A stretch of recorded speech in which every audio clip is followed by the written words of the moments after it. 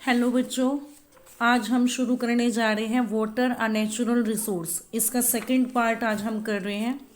इसमें इस एक्टिविटी में आप लोग देख रहे हो ये दो बीकर आपको दिखाई दे रहे हैं। इस एक्टिविटी में क्या शो हो रहा है, इसमें क्या लिया है बेटा, एक में ड्राई कॉटन ली है और एक में लिया है मॉइस्ट कॉटन। मॉइस्ट कॉटन जिसमें क्या है, वाटर है। इस एक्टिविटी के द्वारा हम क्या पता लगाना चाह रहे हैं कि वाटर एसेंशियल है जर्मिनेशन के लिए। किसी भी प्लांट के ग्रो होने के लिए पानी की क्या होती है बेटा, जरूरत होती है। तो आप देख सकते हो यहाँ पर इसमें क्या लिए हैं, कुछ सीड्स लिए हैं, पी सीड या कुछ ग्राम सीड्स ले सकते हो आप। तो इसमें क्या हुआ है, कोई भी जर्मिनेशन आपको दिखाई नहीं दे रही है। बट जो मॉइस्ट कॉटन थी, जो नमी वाली कॉटन थी, आफ्टर फ्यू डेज आपको क्या दिखाई दे रहा है, जर्मिनेशन दिखाई दे रहा है। ये देखिए, जर्मिनेशन ऑफ ग्राम सीड्स। तो इससे क्या पता लगता है, कंक्लूजन जो ऑब्जर्वेशन है, हमें क्या पता लगता है कि जो वाटर है वो असेंशियल है किसके लिए बेटा, जर्मिनेशन के लिए। अब हम यहाँ पे देख रहे हैं फॉर्म्स ऑफ वाटर। वाटर के प्रकार, कितने प्रकार हैं, कितनी प्रकार की वाटर की फॉर्म्स हैं। फर्स्ट है सॉलिड फॉर्म, लिक्विड फॉर्म और गैसियस फॉर्म। हम तीन प्रकार से वाटर का यूज करते हैं, first solid, liquid and gas. देखिए सॉलिड में क्या लिखा हुआ है, सॉलिड फॉर्म जो है वो कौन सी फॉर्म है, in the solid form water is present on A earth. Solid form में, ठोस रूप में जो पानी है वो ग्लेशियर्स में है, snow converted mountain and ice caps. आप कभी लेह लद्दाख गए हो या शिमला गए हो तो आप क्या देखते हो, लेह लद्दाख में वहाँ बड़े बड़े ग्लेशियर्स हैं, बड़ी बड़ी चट्टानें हैं, किनकी, पानी की, जो ठोस रूप में है, सॉलिड रूप में है। उसके बाद अगर आप देखें इन द लिक्विड फॉर्म में क्या है, water is present in oceans है, लेक है, रिवर्स है। इनमें जो पानी है वो लिक्विड फॉर्म में है, तरल रूप में है। लास्ट है गैशियस रूप में, in the gaseous form water is present in the air as a water vapours. जैसे आप देख सकते हो कि जो पानी है वो वाटर वेपर्स के रूप में हवा में होता है। All the three forms are interchangeable, कि तीनों के तीनों इंटरचेंजेबल है। यहाँ पर देखिए आप सॉलिड, सॉलिड को अगर आप क्या करते हो, मेल्ट करते हो, पिघाल देते हो तो वो लिक्विड में कन्वर्ट हो जाता है। और लिक्विड, इस लिक्विड को अगर आप बॉयल करते हो तो बॉयल भाप के रूप में पानी क्या हो जाता है, ऊपर उठ जाता है। और अगर आप क्या करो, आपने घर के अंदर भी आपने एक्टिविटी देखी होगी, जब मम्मी कभी भी खाना बनाती है, जब ओपन कोई कंटेनर होता है तो भाप ऊपर उड़ती रहती है। बट जब हम कंटेनर को क्या करते हैं, ढक देते हैं किसी भी प्लेट से, और जब आप गैस को बंद करते हो तो आप क्या देखते हो, थोड़ी देर बाद उस प्लेट के ऊपर क्या हो जाते हैं, छोटे छोटे वाटर्स के ड्रॉपलेट हो जाती है। तो उस प्रोसेस को आप लोग क्या बोल देते हैं, condensation.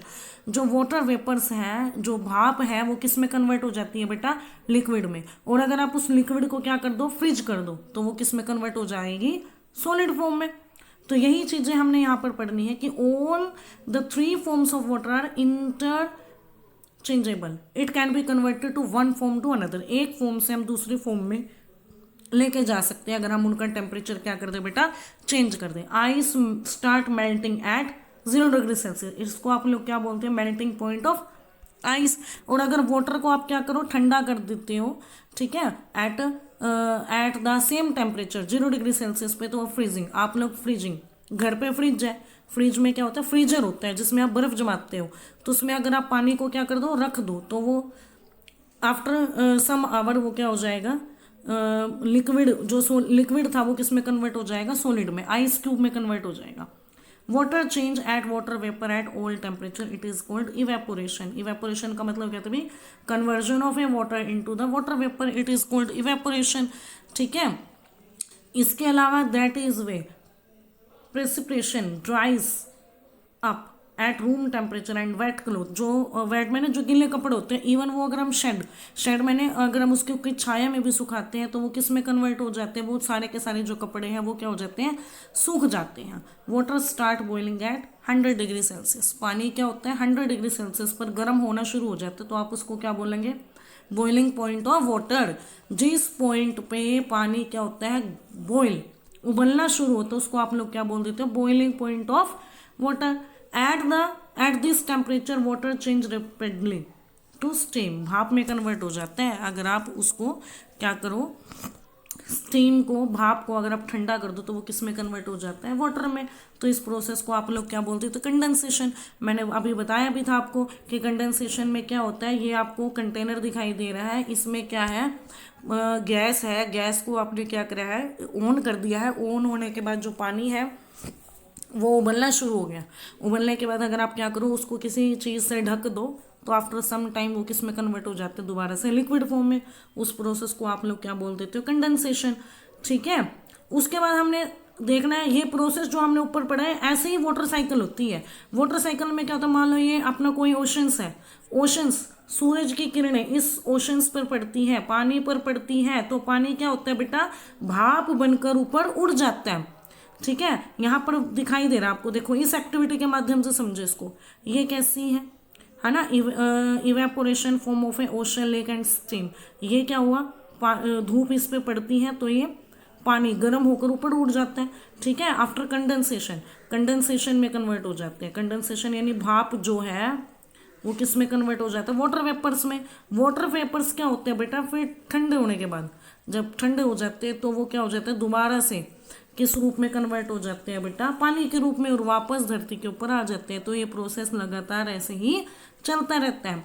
The water cycle is a continuous cycle in which water on the earth surface evaporate due to the heat of a सन।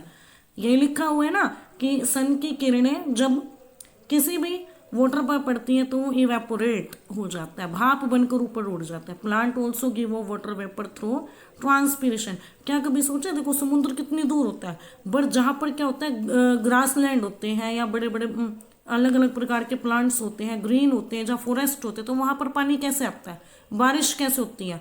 हम लोग ये कहते हैं ना कि प्लांट क्या होते हैं, बारिश लाने में सहायक होते हैं। तो वो कैसे होते हैं, क्योंकि प्लांट भी क्या करते हैं, पानी को रिलीज करते हैं। कैसे, मान लो ये कोई प्लांट है, इस प्लांट के ऊपर क्या है बेटा, हम लोग अगर कोई पॉलीथीन लगा दें, ट्रांसपेरेंट वाइट पॉलीथीन, ठीक है, तो इसके ऊपर जब सन की रेज पड़ती है तो आप देखते हो कि इसके ऊपर छोटी छोटी वाटर्स की ड्रॉपलेट आ जाती है। तो इस एक्टिविटी के माध्यम से हमें क्या पता लगता है कि जो प्लांट है वो क्या रिलीज करते हैं, पानी रिलीज करते हैं। ठीक है। The evaporated water level in the air and condense of million of a tiny droplet. छोटे छोटे ड्रॉपलेट्स भी क्या हो जाते हैं बेटा, वो कन्वर्ट हो। ठीक है बेटा, तो उस प्रोसेस को आप लोग क्या बोल देते हैं, कंडेंसेशन। छोटी छोटी बड़ी सारी टीनी ड्रॉपलेट्स ऊपर जाकर क्या हो जाती हैं, इकट्ठा हो जाती हैं और एक बड़े ड्रॉपलेट में कन्वर्ट हो जाती हैं। और ये बड़े बड़े सारे ड्रॉपलेट्स, पानी की जो ड्रॉपलेट्स है वो वापस रेन के रूप में, स्नो के रूप में वापस धरती के ऊपर आ जाते हैं। ये प्रोसेस क्या होता है बेटा, बार बार repeat again and again, never be ending.